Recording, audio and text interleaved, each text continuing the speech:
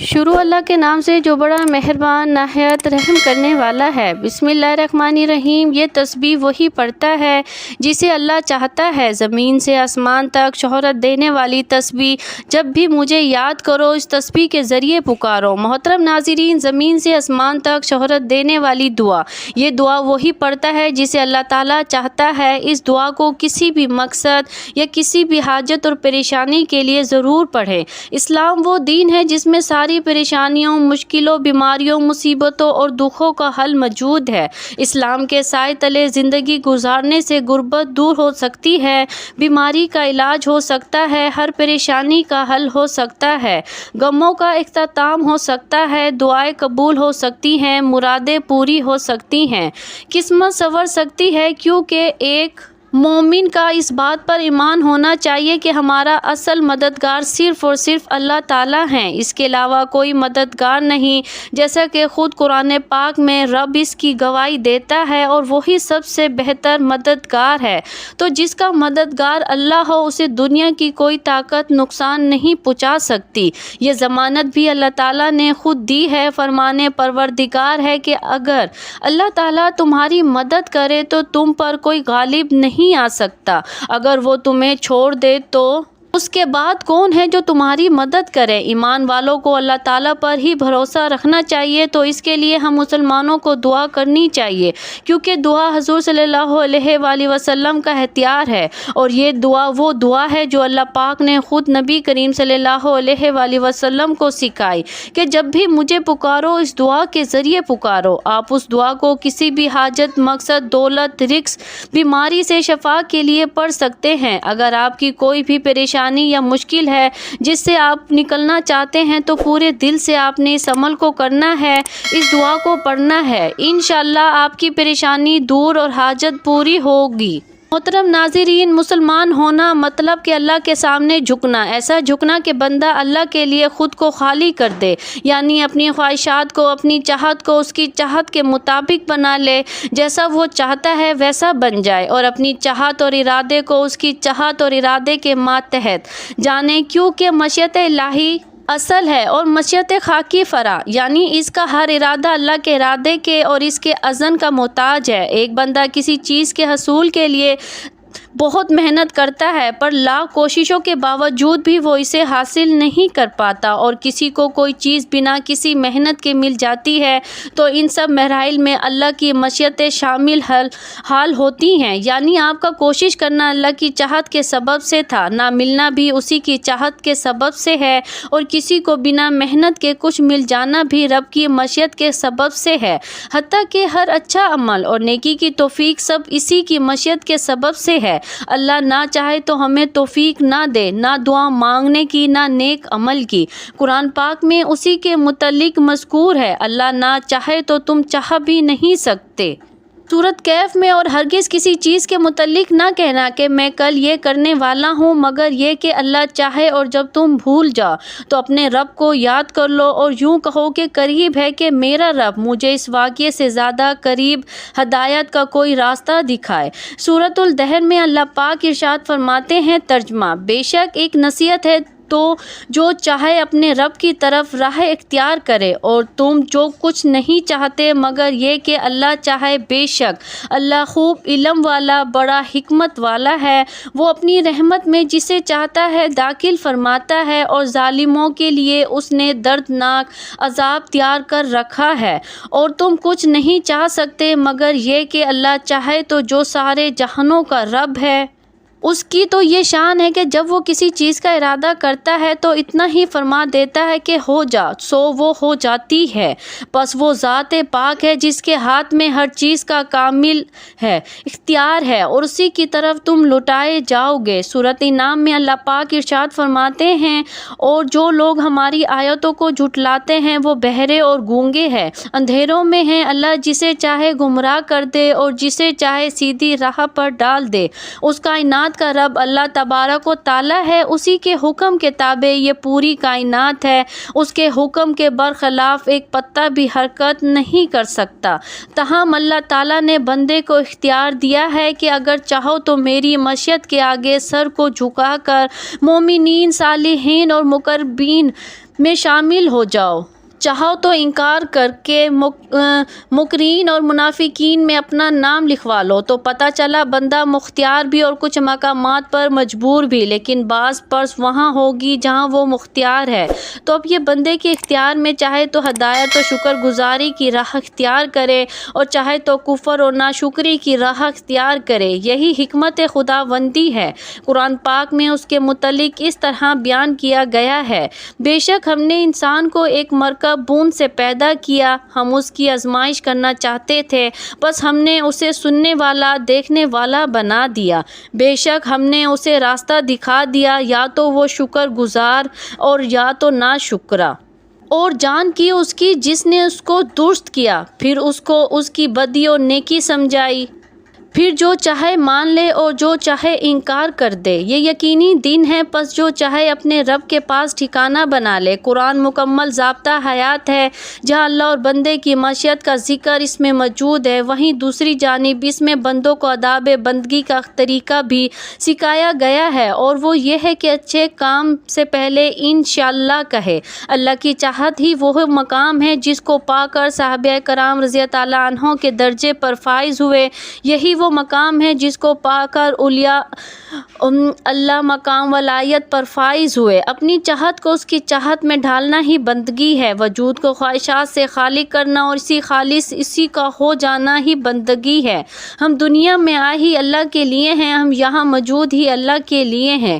یہی اللہ کی چاہت ہے کہ ہم اپنے وجود کی نفی کریں اور اس کی اتباع اور اس کے حبیب صلی اللہ علیہ وآلہ وسلم کی اتباع کریں، محبت کریں، اللہ اور اس کے رسول صلی اللہ علیہ وآلہ وسلم کی خاطر نفرت کریں اور اللہ اور اس کے رسول صلی اللہ علیہ وآلہ وسلم کی خاطر آئیے خود کو مائے چاہت کے اس کے سپرد کر دیں کہ یہی اصل مقصد حیات ہے۔ قرآن کریم میں محبت لفظ یحبو اللہ تعالیٰ کے لیے بھی استعمال ہوا ہے۔ فرمایا نیکوکار بنو، بے شک اللہ تعالیٰ نیکوکاروں سے محبت فرماتا ہے۔ بے شک اللہ تعالیٰ توبہ کرنے والوں سے محبت فرماتا ہے اور نہایت پاکیزگی اختیار کرنے والوں سے محبت فرماتا ہے۔ بے شک اللہ تقوی اختیار کرنے والوں سے محبت فرماتا ہے۔ بے شک اللہ صبر کرنے والوں سے محبت فرماتا ہے۔ بے شک اللہ توکل کرنے والوں سے محبت فرماتا ہے۔ بے شک اللہ انصاف کرنے والوں سے محبت فرماتا ہے۔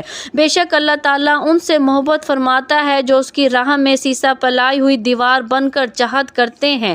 اللہ تعالیٰ کا ارشاد ہے: اور بعض لوگ اللہ کے غیر کو اللہ کا شریک قرار دیتے ہیں اور اس سے ایسی محبت کرتے ہیں جیسے اللہ سے کرنی چاہیے، کہ اہل ایمان سے اللہ سے نہایت شدید محبت کرتے ہیں۔ قرآن مجید سے معلوم ہوتا ہے کہ اللہ بھی اپنے اطاعت گزار بندوں سے محبت فرماتا ہے اور اللہ کے اطاعت گزار بندے بھی اس سے محبت کرتے ہیں۔ ارشاد باری تعالیٰ ہے: اے ایمان والو، تم میں سے جو اپنے دین سے برگشتہ ہو جائے گا تو اللہ ان قریب ایسے لوگ لائے گا جن سے اللہ محبت کرے گا اور وہ اللہ سے محبت کریں گے۔ مومنوں کے لیے سراپا عاجزی، کافروں کے لیے پیکر جلال ہوں گے۔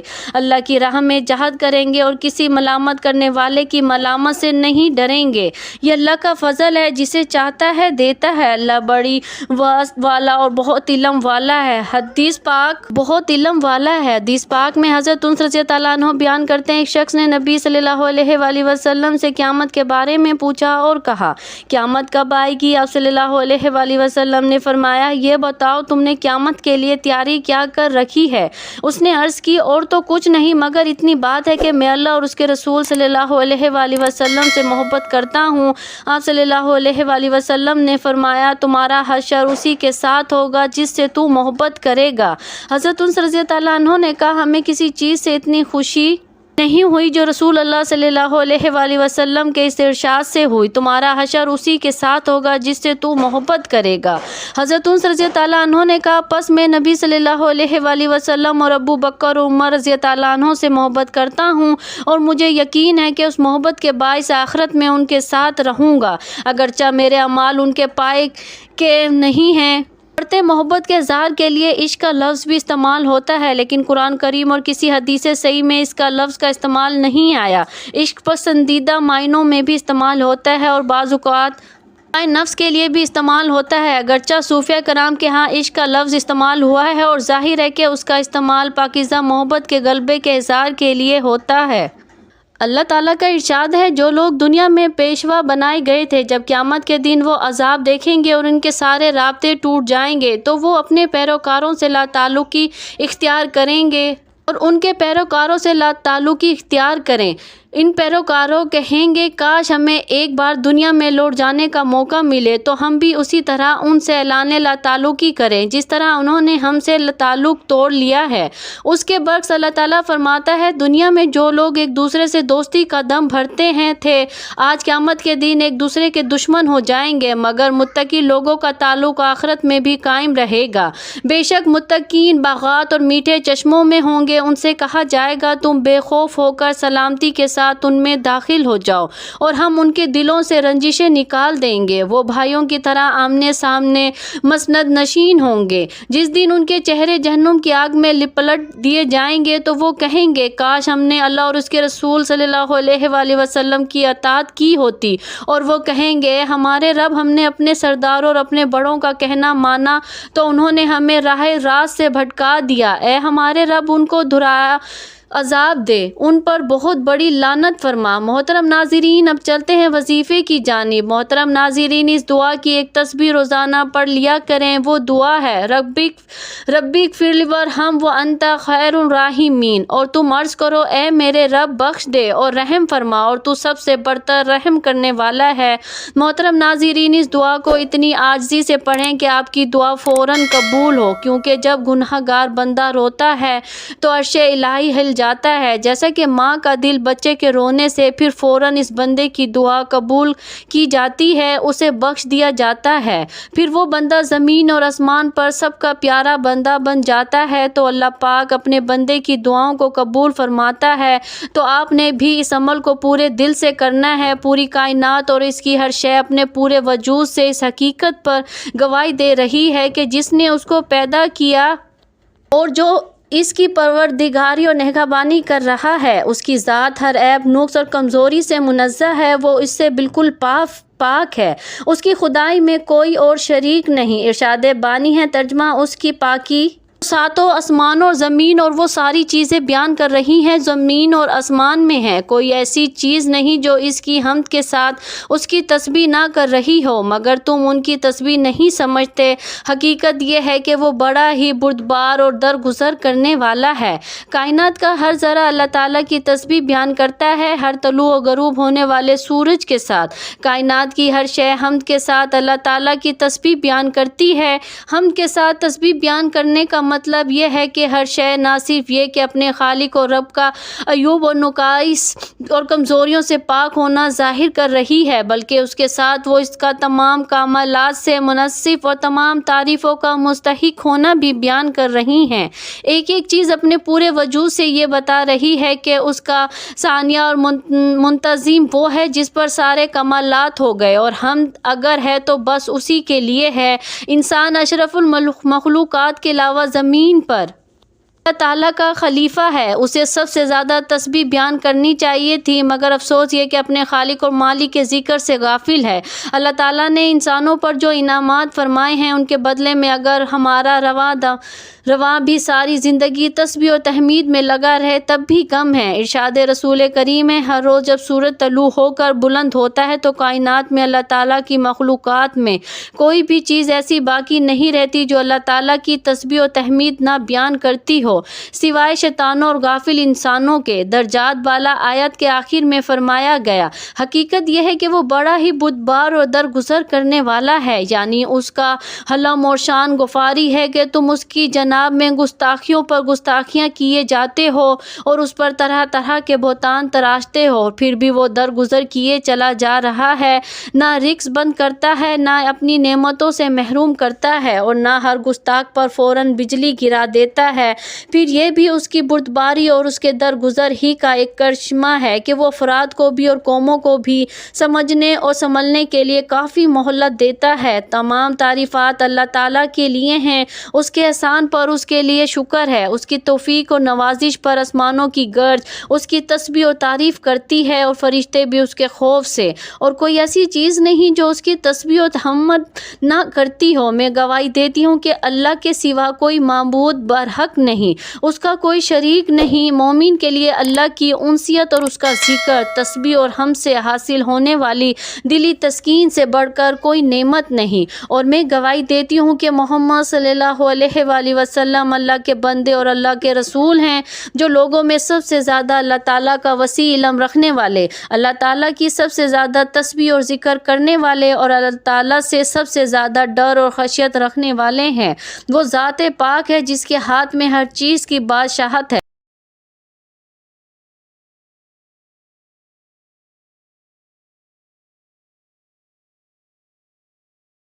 اللہ تعالیٰ سے اپنے لیے اور اپنے سب کے لیے ہر گناہ و خطاؤں کی مغفرت طلب کرتی ہوں۔ آپ بھی اسی کی مغفرت طلب کریں، بے شک وہ بڑا بخشنے والا مہربان ہے۔ اللہ تعالیٰ ہم سب کی جائز حاجات کو پورا فرمائے، آمین۔ اگر آپ کو ویڈیو اچھی لگے تو لائک، شیئر اور سبسکرائب ضرور کر دیجیے گا۔ جزاک اللہ، اللہ حافظ۔